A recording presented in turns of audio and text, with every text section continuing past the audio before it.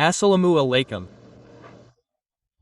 NCP top leader Sarjas Alam's father-in-law Advocate Lutfur Rahman has been appointed as a judge from the post of Deputy Attorney General. Now, we certainly have no reason to worry about which post his father-in-law and mother-in-law Shalak Shalika Bi served in, where, or did business. But when the field is being heated by talking about anti-fascist politics, all its activities are being questioned by calling the Awami League fascist. What is happening during this government? The comparison naturally comes in different places. He certainly did not get appointed as a judge from the Deputy Attorney General alone. Out of the 25 people who have been appointed as additional judges, 7 are Deputy Attorney Generals. Who are the ones appointed now? The Secretary of the Law and Justice Department, Additional Secretary, Joint Secretary, Registrar General of the Supreme Court, Solicitor, Secretary of the Judicial Service Commission, and among them, there are 7 Deputy Generals. There are 9 more lawyers. What does the notification say? The notification says that the Honorable President of the People's Republic of Bangladesh has appointed additional judges in consultation with the Chief Justice of Bangladesh in accordance with Article 95 of the Constitution of the People's Republic of Bangladesh.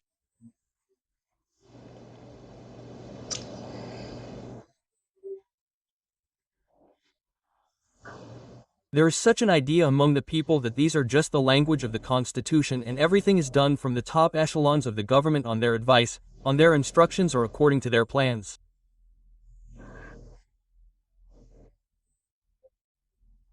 In any case, I will not say anything about that.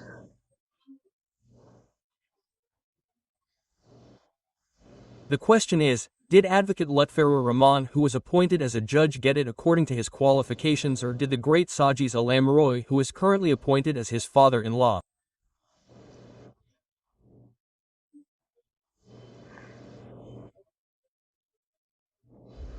We certainly remember that after the mass uprising on the 5th of August 2024, the first mobs that were created at this time were certainly discussed, criticized, controversial, and discussed by the coordinators across the country.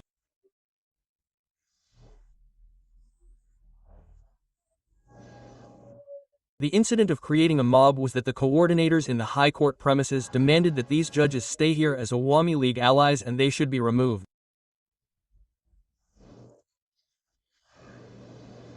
A huge tension was created. In view of that, we saw that our Chief Justice sent many on leave. Those who were controversial, those against whom there were allegations, many were sent on compulsory retirement. Later, from October 20th last year, 12 judges of the High Court were brought under the ban on judicial activities. One of them was Khizr Hayat. That Justice Khizr Hayat was removed from the post of judge of the High Court Division of the High Court on March 20th this year. And some of them were forced to resign early. One of them was Justice Shahed Nuruddin.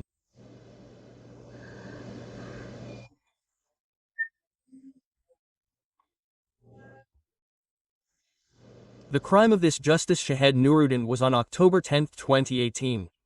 He gave the verdict in the grenade attack case on August 21st, and Justice Khizr Hayat was a junior judge of a division bench of the High Court on June 5 last year.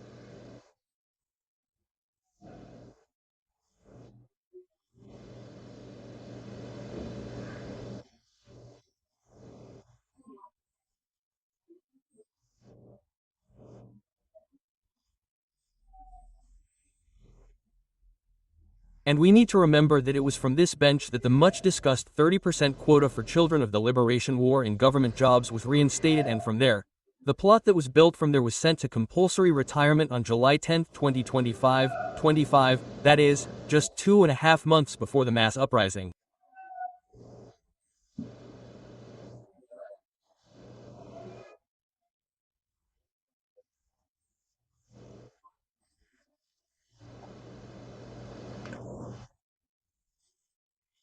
These are the incidents of removal, retirement or forced resignation of judges or judges.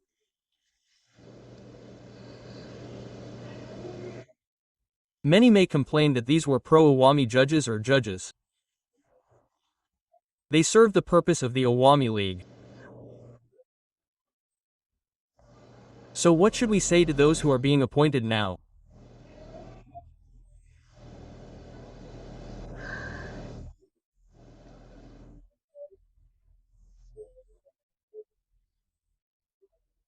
And those who are being appointed can be said with confidence that some may have the qualifications, but in most cases, most of them are definitely pro-BNP Jamaat, as evidence has been found in various places, and that advocate Lutfi Rahman, father-in-law of Sarges Alam, became a judge.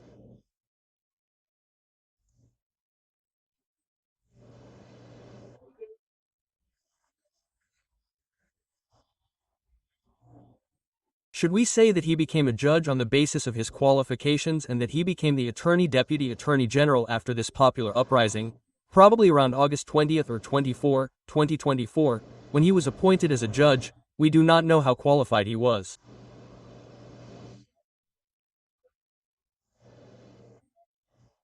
But what is seen, what evidence we have found, is undoubtedly only due to influence and prestige. He was appointed as a judge on the basis of the unusual power of people like Sarges Alam at the moment.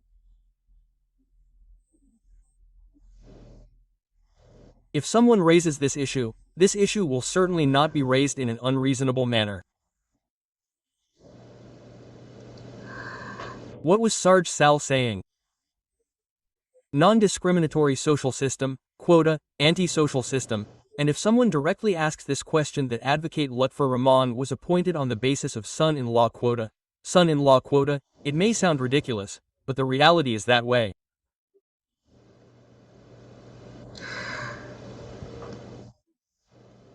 And there is enough opportunity for people to assume that.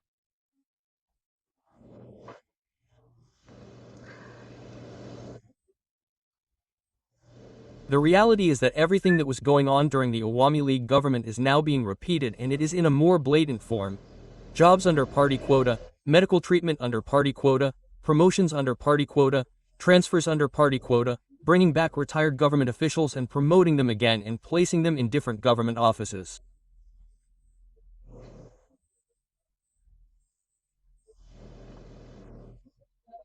I am not saying that all of them were criminals. Some of them may be innocent.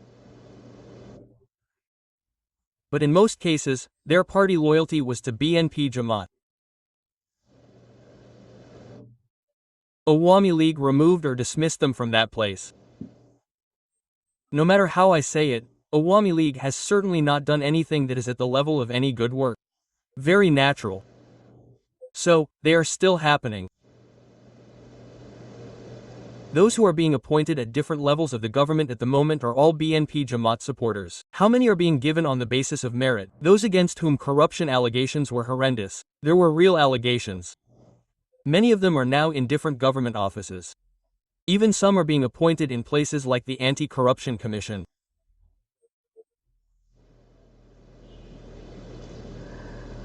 There are also allegations that there are or many officials in various departments of the government, including police officers, whose home is Gopalganj. They got their jobs just because their home is Gopalganj.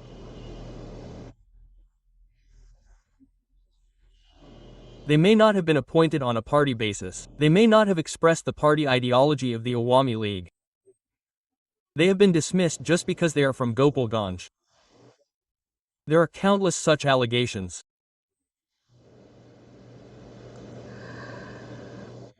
I can challenge and say that the administration has been arranged according to their wishes in the 15.5 years of the Awami League government.